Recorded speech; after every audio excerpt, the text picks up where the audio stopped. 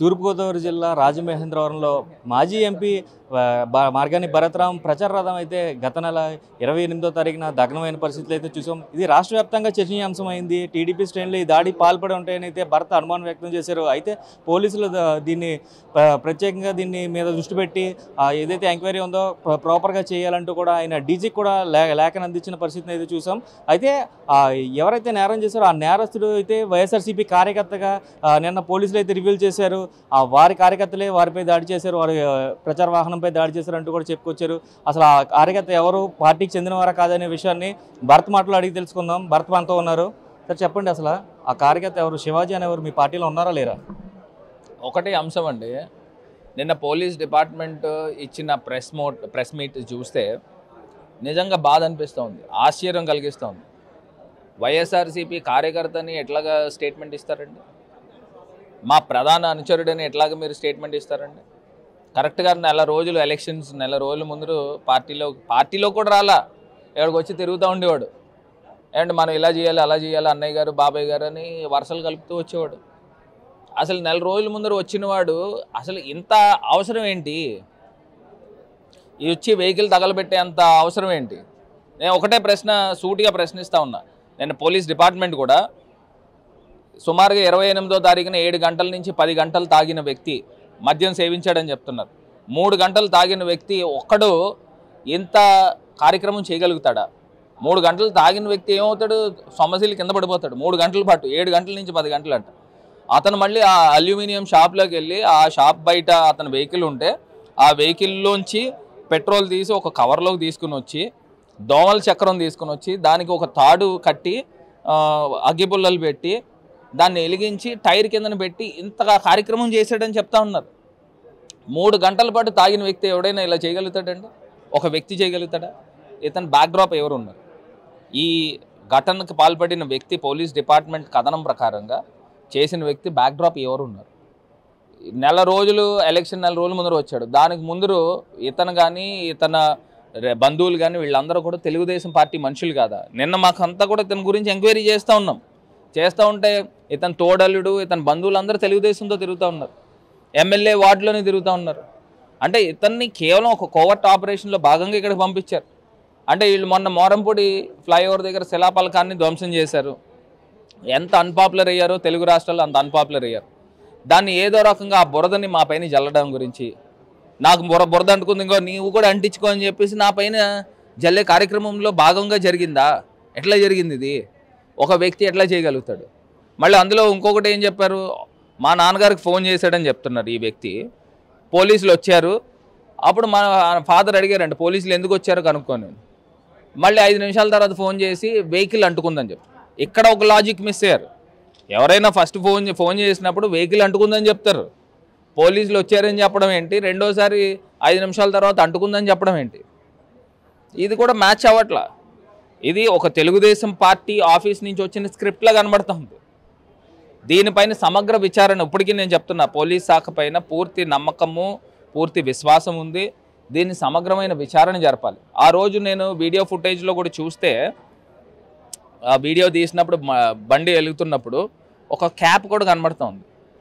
ఆ క్యాప్ను కూడా నేను ఇయర్ మార్క్ చేశాను. ఆ క్యాప్ అక్కడికి ఎందుకు వచ్చింది?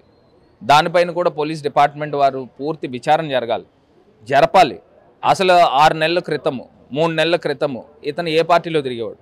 నిన్న మాకు వచ్చిన ఇన్ఫర్మేషన్ ఏంటంటే తెలుగుదేశం పార్టీ సోషల్ మీడియాలో వాట్సాప్ గ్రూపుల్లో పోస్ట్ చేసేవాడంట.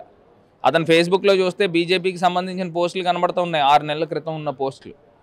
అంటే ఇవన్నీ కూడా ఎవడు చేస్తాడు? ఎవరికి అవసరము?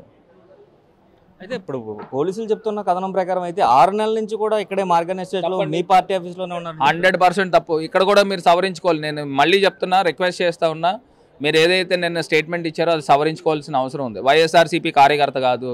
మాకు ప్రధాన అనుచరుడు ఏంటంటే 10-15 సంవత్సరాల నుంచి మాతో తిరిగిన వాళ్ళు ప్రధాన అనుచరులు అవుతారు. నేను ఒక 4 రోజుల ముందర వచ్చినవాడు ప్రధాన అనుచరుడని ఎట్లా మీరు ధృవీకరిస్తారు? 6 నెలల ముందు మా దగ్గరికి వచ్చాడని ప్రూవ్ చేయండి.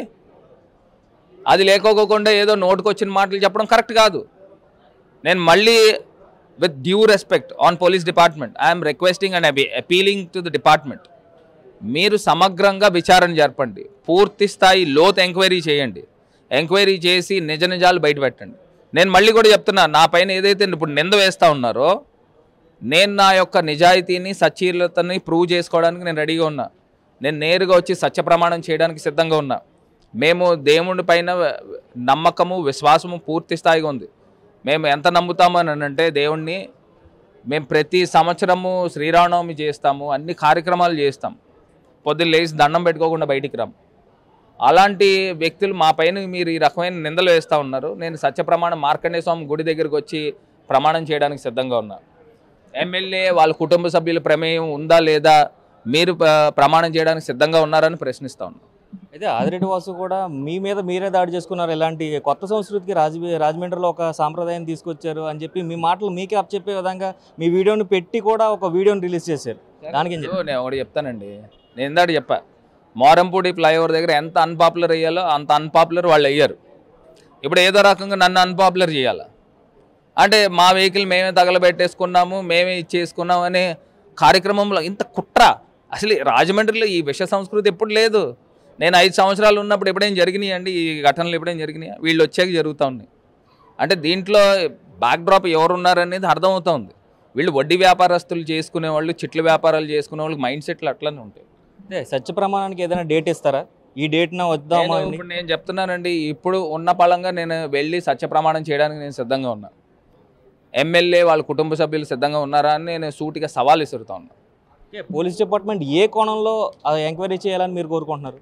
నేను అదే చెప్తున్నా, ఈ వ్యక్తి గతంలో ఎక్కడెక్కడ తిరిగాడు, కాల్ డేటా రికార్డు తీయాలి. వాళ్ళ కుటుంబ సభ్యుల ఫోన్ల యొక్క కాల్ డేటా రికార్డులు తీయాలి. ఎవరెవరితో ఫోన్లో మాట్లాడి ఇవన్నీ కూడా బయటికి తీయాలా. బయటికి తీస్తే దీని వెనకాతలు ఉన్నవాళ్ళు ఎవరనేది అర్థమవుతుంది. 2 నెలలు 3 నెలల క్రితం చూస్తే తెలుగుదేశం సోషల్ మీడియాలో పనిచేసేవాడంట, వాట్సాప్ గ్రూపుల్లో షేర్లు చేసేవాడంట. నేను ఎంక్వైరీ చేస్తూ ఉంటే వీళ్ళ బంధువులందరూ కూడా తెలుగుదేశం పార్టీలో తిరుగుతూ ఉన్నారు, ఎమ్మెల్యే వార్డులో తిరుగుతూ ఉన్నారు, ఎమ్మెల్యేకి ప్రధానంగా వెనకాతలు తిరిగే వాళ్ళ కింద కనబడతా ఉన్నారు. అతను 4 రోజుల ముందు మా దగ్గరికి పంపించి కోవర్ట్ ఆపరేషన్లో భాగం జరిగింది. ఇది ఒక వ్యక్తి అయితే చేయలేడండి. ఇంత నాగ్గా ప్లాన్ చేసి 3 గంటలు తప్పదాగిన వ్యక్తి ఈ కార్యక్రమం ఎట్లా చేయగలుగుతాడు? అయితే ఇప్పుడు 2 నెలలు 3 నెలల ముందు మీ దగ్గరికి వచ్చిన వ్యక్తి ఎలక్షన్ అయిపోయిన తర్వాత కూడా, వాసు నగ్గిన తర్వాత కూడా మీ దగ్గరే ఎందుకు ఉండాలి అంటే ఏం చెప్తారు? అదే నేను చెప్తున్నా, ఇప్పుడు సింపతి కోసం నేను ట్రై చేసామని అతను చెప్తున్నాడు కదా. ఈ రకంగా మమ్మల్ని ఇంత దుష్ప్రచారం చేయడానికి ఒక వ్యక్తిని పెట్టుకున్నాడు. ఇంకా నేను వెతుక్కోవాలా, నా చుట్టుపక్కల ఉన్నవాళ్ళు ఇంకెంతమంది కోవర్ట్లు ఉన్నారో వెతుక్కోవాలి. ఇది మార్గాన్ని భర్త చెప్తుంది. కోవర్ట్ ఆపరేషన్ చేశారు. 2 నెలల ముందు వచ్చిన వ్యక్తి ప్రధాన అనుచరుడు ఎలా అవుతారంటూ కూడా ఆయన ప్రశ్నిస్తున్న పరిస్థితి ఉంది. పోలీస్ డిపార్ట్మెంట్ని తిరిగి ఎంక్వైరీ చేయాలంటూ కూడా ఆయన రిక్వెస్ట్ చేస్తున్నారు. అదేవిధంగా చూసుకుంటే ఈ వ్యక్తి ఏ పార్టీలో ఉన్నారో, బంధువులు ఏ పార్టీలో ఉన్నారో, ఇతను ఫోన్ కాల్ ట్రాపింగ్ అంతా కూడా, ఫోన్ కాల్ డేటా అంతా కూడా ఎంక్వైరీ చేసిన తర్వాత, సమగ్ర విచారణ జరిపిన తర్వాత అయితే ఇలాంటి మాటలు చెప్పాలి తప్ప ఇచ్చిన స్టేట్మెంట్ అంతా కూడా పూర్తిగా తప్పుడు ప్రచారం. ఇది టీడీపీ స్క్రిప్టెడ్ లా ఉందని చెప్తున్నారు. అయితే తనపై వేసిన నిందకి సత్య ప్రమాణానికి తన సిద్ధమని చెప్తున్నారు. ఇప్పుడు రమ్మన్నా కూడా నేను వచ్చి గుడిలో ప్రామిస్ చేస్తాను, నేను ఇటువంటి ఏం చేయలేదు అని చెప్పి సత్య ప్రమాణం చేసేందుకు నేను సిద్ధం, మీరు సిద్ధం అంటూ ఆదిరెడ్డిని ప్రశ్నిస్తున్న పరిస్థితులు కూడా ఉన్నాయి. ఆదిరెడ్డికి సవాల్ విస్తున్న పరిస్థితి అయితే రాజమండ్రిలో ఉన్నాయి. కెమెరామెన్ విజయ్తో శంకర్, RTV, తూర్పుగోదావరి జిల్లా. మరిన్ని వీడియోస్ కోసం ఛానల్ ని సబ్స్క్రైబ్ చేయండి. లేటెస్ట్ అప్డేట్స్ కోసం వాట్సాప్ ఛానల్ ని ఫాలో చేయండి. అండ్ లింక్ డిస్క్రిప్షన్ లో ఉంది.